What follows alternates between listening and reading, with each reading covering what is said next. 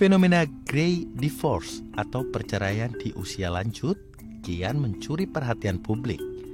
Di tengah kehidupan yang kian terbuka dan terhubung melalui media sosial, kisah pasangan yang memutuskan berpisah di usia senja semakin sering muncul ke permukaan. Fenomena ini bukanlah hal baru, namun semakin terlihat karena adanya keterbukaan informasi dan pergeseran nilai sosial di masyarakat. Dari yang dulunya mengutamakan status perkawinan menuju pencarian kesejahteraan emosional individu. Lalu apa yang mendorong pasangan usia senja memilih berjalan sendiri setelah puluhan tahun menikah? Dan apa dampak sosial serta psikologi dari tren ini bagi kehidupan keluarga di Indonesia? Ya pemirsa, grey divorce bukan hanya menyangkut perubahan status, tetapi juga menyentuh aspek emosional dan kesehatan mental pasangan yang mengalaminya. Untuk memahaminya lebih lanjut, dinamika psikologis di balik fenomena ini telah hadir bersama kami, psikolog Vinandita Utari.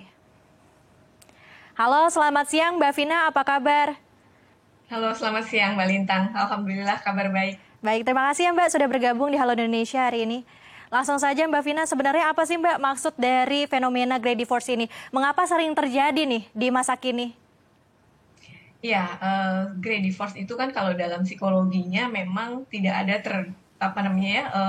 istilah itu di dalam DSM-5 gitu ya, manual diagnostiknya kita itu ya, tidak ada istilah grey divorce, tapi ini adalah fenomena sosial yang pada awalnya muncul di Amerika kemudian berkembang seiring dengan berjalannya waktu.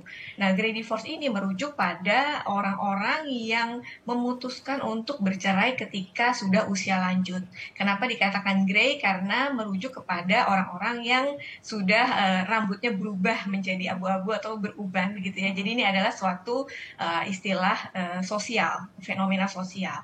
Nah, mengapa ini kemudian bisa terjadi?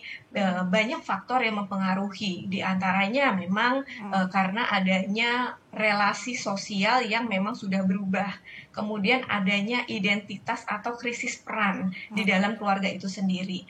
Nah, kemudian di grey divorce ini juga bukan semata-mata karena misalkan terjadi karena adanya perang besar gitu ya, atau misalnya karena ada mungkin keributan yang terus-menerus, tidak selalu seperti itu gitu. Jadi akan banyak sekali faktor yang mempengaruhi terjadinya grey divorce atau perceraian di usia lanjut. Oke, baik. Ini dengan segala banyak faktor begitu ya Mbak ya, ternyata di usia yang senja ini perceraian juga justru malah makin banyak begitu ya. Tentunya meningkat yang tadi sempat dijelaskan oleh Mbak Vina juga, khususnya di Amerika. Ini kalau secara psikologis sebenarnya apa sih Mbak ini yang dirasakan oleh pasangan yang di usia senja ini melakukan mungkin perceraian, dan kenapa memutuskan setelah bertahun-tahun sudah hidup bersama seperti itu? Apakah ini juga ada kendala dalam emosional mereka?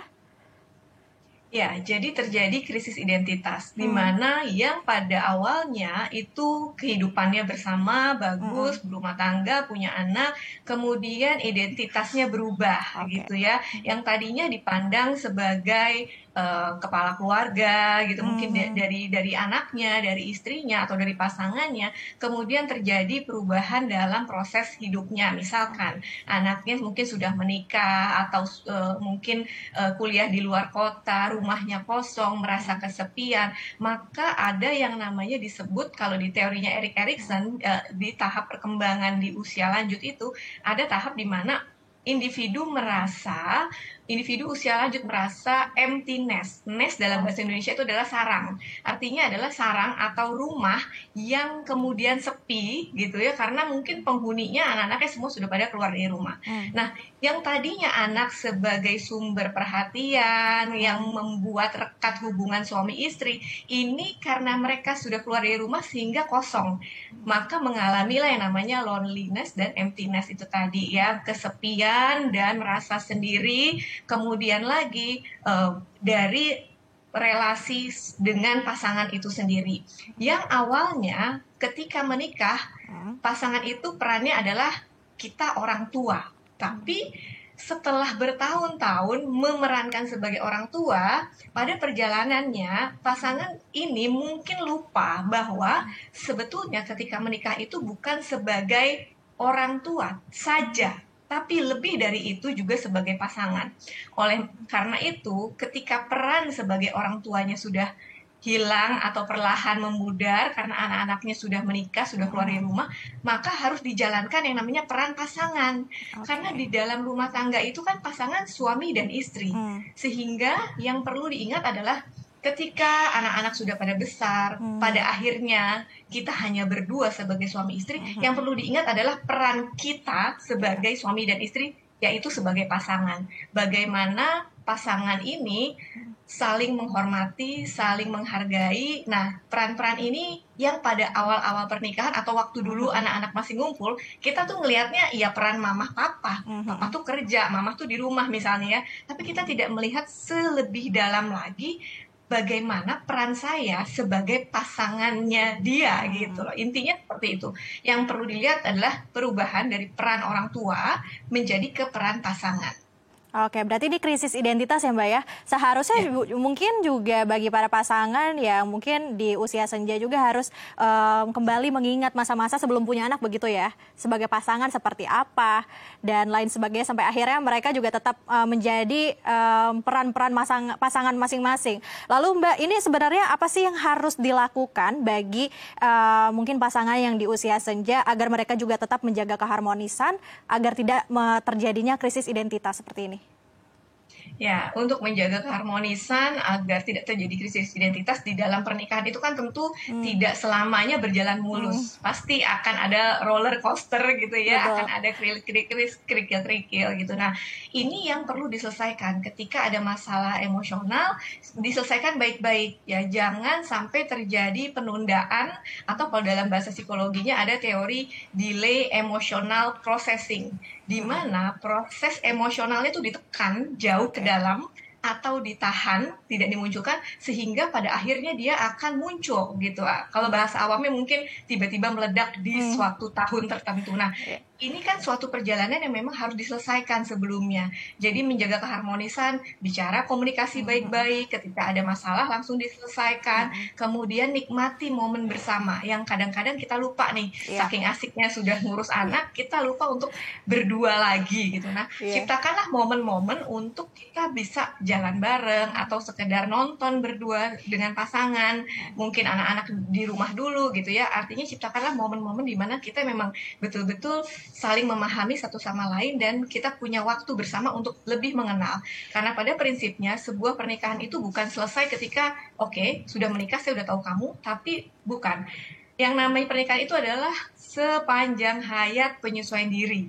Penyesuaian saat awal pernikahan, oh pasangan saya kok pendiam ya awal-awal, tapi makin punya anak, makin kesini kok pasangan saya jadi banyak bicara ya. Nah ini kan namanya penyesuaian sepanjang hayat gitu. Jadi kita harus memikirkan bahwa ketika menikah, artinya saya bersedia menyesuaikan diri sepanjang hayat dengan pasangan saya.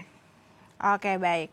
Berarti juga kita harus mempelajari atau terus belajar ya Mbak ya, mengenal pasangan kita gitu agar tidak terjadi great divorce ini. Lalu saya jadi penasaran nih Mbak Vina, sebenarnya ini ada dampak psikologisnya nggak sih? Bukan hanya dari pasangan, tapi juga apakah anak-anak dan cucu-cucunya juga merasakan apa yang dirasakan dari dampak great divorce ini? Tapi nanti kita akan bahas usai jeda ya Mbak. Iya. Baik pemirsa, usai jeda kita akan melanjutkan kembali perbincangan kita. Jangan kemana-mana, tetap di Halo Indonesia.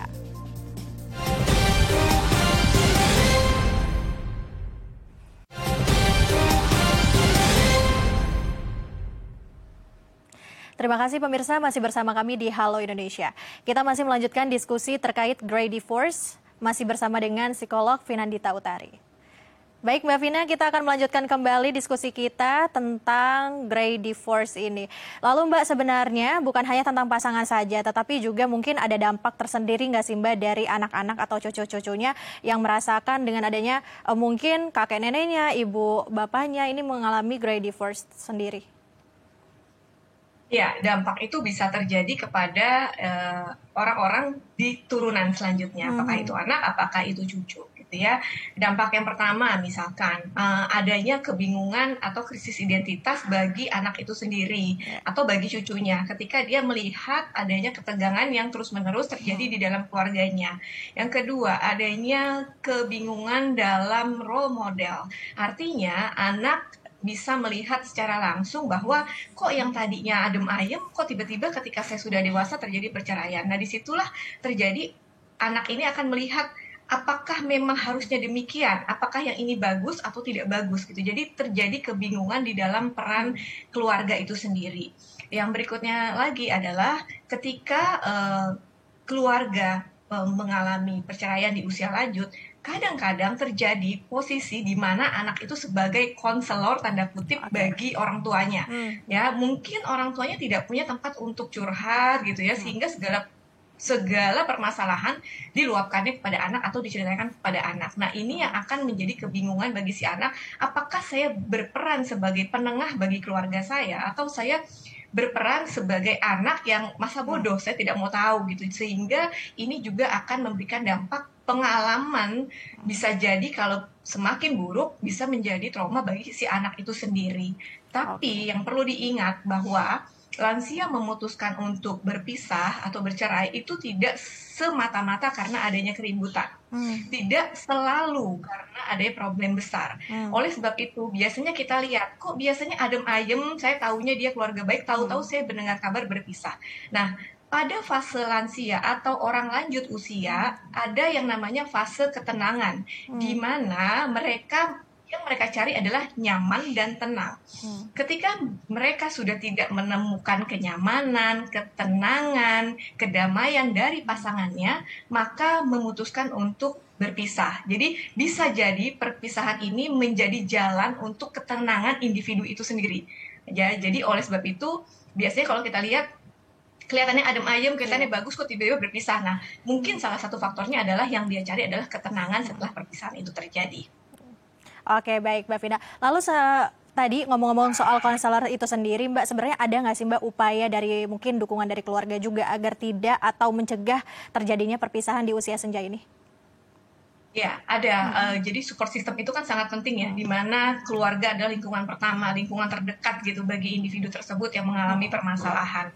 Ketika kita menerima misalkan cerita ataupun keluhan dari lingkungan keluarga yang kelihatannya atau memiliki indikasi untuk berpisah, sebaiknya memang diajak untuk ke konselor ya. Artinya kita sebagai pihak keluarga, oke, kemampuan saya hanya sebagai pendengar saja, tapi kalau misalkan beliau atau orang yang bersangkutan ingin meminta nasihat atau solusi lebih lanjut, lebih baik memang disarankan kepada ditangani oleh profesional sehingga lebih jelas intervensinya, apakah family therapy, apakah misalkan terapi berpasangan gitu ya, ataukah memang perlu konseling awal dulu, konseling dalam pernikahan sebelum perceraian itu terjadi. Oke, baik. Berarti mungkin diingatkan atau didukung untuk melakukan terapi pasangan dan lain sebagainya begitu ya Mbak ya, agar mereka juga lebih bisa mengenal secara mungkin emosional dan juga pribadi masing-masing. Lalu seberapa efektif sih Mbak terapi pasangan ini juga baik untuk kelangsungan mungkin bagi pasangan yang sudah menjalin hubungan pernikahan selama 20 sampai 30 tahun lamanya?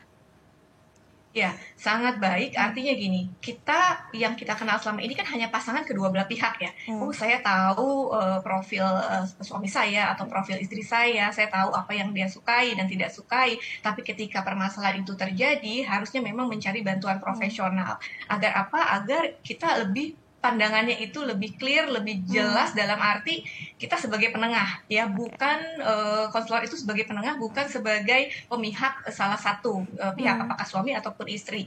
Sehingga memang ketika sudah terjadi kerikil-kerikil gitu ya, lebih baik segeralah untuk melakukan konseling atau datanglah ke profesional gitu ya, untuk dilihat seberapa jauh ini masih bisa dipertahankan dan bagaimana, apakah jika dipertahankan akan seperti apa, jika tidak dipertahankan seperti apa. Jadi nanti akan ada terlihat ketika sesi sudah berlangsung, akan terlihat oke, kalau Bapak Ibu mengambil plan A maka gitu kan, apa yang kira-kira bisa dijalani maupun jika Bapak Ibu mengambil plan B, maka kira-kira apa yang akan terjadi, apa kira-kira yang dapat dijalani. Jadi bentuk-bentuk intervensinya akan lebih jelas sebelum perceraian itu terjadi. Karena pada prinsipnya setiap pernikahan pasti kan menginginkan sebuah keutuhan dan pasti harapannya tidak ingin bercerai gitu ya, seidealnya kalau kita bicara ideal gitu. Nah, itulah gunanya peran konselor di situ. Oke, mungkin Mbak Vina, apakah ada pesan mungkin bagi pasangan-pasangan yang sudah di usia matang juga, agar mereka juga terhindar dari grey divorce ini? Karena grey divorce kan banyak sekali ya Mbak, tadi faktornya mulai dari kelelahan emosional juga, visi misi yang sudah tidak sejalan lagi, krisis identitas, dan lain sebagainya. Ya, yang pertama pola komunikasi. Komunikasi ini bisa pedang bermata dua ya. Kalau komunikasinya bagus di awal pernikahan, ya teruskan menjadi itu sebagai sesuatu yang harus lebih intens. Tapi kalau kita melihat di awal pernikahan sudah tidak bagus gitu ya, oke, coba kita bangun dari pola komunikasinya. Yang kedua, kepercayaan. Artinya bangunlah kepercayaan dengan pasangan. Yang ketiga adalah attachment. Karena sebuah relasi yang bagus, hubungan yang bagus itu harus dibangun dari attachment yang baik juga. Tidak mungkin seseorang itu punya relasi yang bagus dengan pasangannya kalau ternyata kelekatannya itu kurang gitu kan. Nah, dari mana kita bisa lihat? Dari saling memahami, saling mengagumi, yang kadang-kadang kalau sudah usia pernikahannya lama, kita lupa nih dengan romantisme di masa awal-awal pacaran atau di masa awal-awal pernikahan dulu. Maka yang penting adalah bangunlah romantisme itu kembali agar api-api asmara ini tetap membara. Oke, baik. Ini membangun begitu ya, membangun komunikasi yang baik dan lain sebagainya juga agar mereka juga merasa bahwa hubungan ini tidak hambar seperti itu ya Mbak ya, tapi tetap berjalan di usia senja. Baik, ini mungkin banyak banget Mbak yang menanyakan bahwa grade divorce ini sebenarnya ini perceraian yang terjadi di usia senja atau matang atau memang di pernikahan yang sudah lama begitu berpuluh-puluh tahun mereka rentan juga terkena grade divorce ini Mbak? Ya, pernikahan yang sudah lama itu rentan ya. Jadi gini, bisa keduanya, bisa keduanya. Artinya gini, pernikahan yang memang sudah lama berjalan tiba-tiba bercerai tadi salah satu faktornya bisa jadi karena mencari kenyamanan dan keamanan itu tadi yang sudah tidak ditemukan dari pasangannya atau adanya pola hidup yang berubah. Apakah misalkan pensiun, penurunan pendapatan, adanya faktor ekonomi, kemudian adanya interaksi sosial yang sudah semakin jarang, semakin tidak intens lagi seperti dulu gitu, sehingga memang perlu digali dari awal-awal pernikahan ini. Kita terus mencari seperti yang tadi saya sampaikan bahwa ini penyesuaian seumur hidup loh selama kita menikah. Nah, oleh sebab itu selama kita menikah inilah coba saya cari tahu, oh dulu kamu nggak suka bola, sekarang kamu suka bola, tapi saya sebagai istri saya nggak suka bola, tapi nggak apa-apa deh, supaya demi saya punya attachment dengan kamu, saya nemani kamu main bola. Itu contoh secara praktikalnya ya. Artinya gini, ini kan namanya penyesuaian. Oke, oleh sebab itu salinglah menyesuaikan diri. Bukan hanya istri menyesuaikan pada suami, tapi juga suami menyesuaikan terhadap istri. Oke, baik. Berarti ini menjadi catatan juga ya Mbak Vina ya, agar kita sama-sama saling tahu antara pasangan kita maunya seperti apa dan perubahan-perubahan seperti apa. Mungkin ini juga bisa dikomunikasikan dengan baik agar pasangan kita juga saling satu sama lain saling tahu apa yang kita inginkan. Lalu Mbak, ada tips nggak sih Mbak terakhir nih untuk menumbuhkan mungkin kembali makna cinta, kebersamaan bersama pasangan kita agar kita juga bisa menjalin hubungan sampai tua dan akhir hayat nanti? Semakin kita tua itu namanya kontrol emosinya semakin kurang ya. Kontrol emosi semakin kurang, maka sensitivitasnya menjadi semakin tinggi. Oleh sebab itu biasanya kalau anak-anaknya sudah pada dewasa, keluar dari rumah, tidak menelpon orang tuanya jadinya sensitif gitu ya. Kok kamu sibuk terus nak? Nah, oleh sebab itu masuklah perannya pasangan. Ya, suami atau istri harus masuk masing-masing mengisi. Artinya gini, oke, jadilah teman bicara yang baik. Jadilah misalkan orang yang saling memahami kemampuan emosionalnya masing-masing gitu ya. Kemudian lagi, karena kita tahu bahwa lansia itu emosionalnya lebih, sensitivitasnya juga menjadi lebih, dan jadi saling harus memahami. Yang berikutnya adalah touch terapi. Kalau untuk orang awam mungkin ya, cobalah disentuh pasangannya gitu, cobalah romantika yang dulu pernah ada itu dibangun kembali gitu. Kadang-kadang memang terjadi yang namanya hidup masing-masing. Artinya gini, sudah makin lanjut usia, masih satu rumah sih, cuman kamarnya beda-beda. Nah, ini kan yang makin memperparah kondisi. Jadi sebaiknya coba ciptakan kembali romantisme di masa lalu dengan saat ini. Dan carilah proyek bersama. Proyek bersama tanda kutip itu artinya ayo, kegiatan apa sih yang bisa kita lakuin bareng-bareng? Apakah bercocok tanam? Apakah jalan pagi bareng gitu? Sehingga itu yang akan menimbulkan keromantisan di dalam rumah tangga itu sendiri hingga akhir hayat. Baik, terima kasih Mbak Vina. Wah, banyak sekali ya tipsnya juga ya. Ini ciptakan keromantisan dan juga keharmonisan untuk pasangan juga agar kita juga lebih menjalani hubungan yang sudah tua di usia senja dan juga pernikahan yang sudah cukup lama ini bisa terjalin dengan baik. Terima kasih Mbak Vina sudah bergabung bersama kami di Halo Indonesia. Sampai jumpa, salam sehat. Sampai jumpa, salam sehat, terima kasih. Baik pemirsa, ketergantungan gawai menjadi ancaman bagi anak Indonesia. Informasi selengkapnya usai jeda, tetap di Halo Indonesia.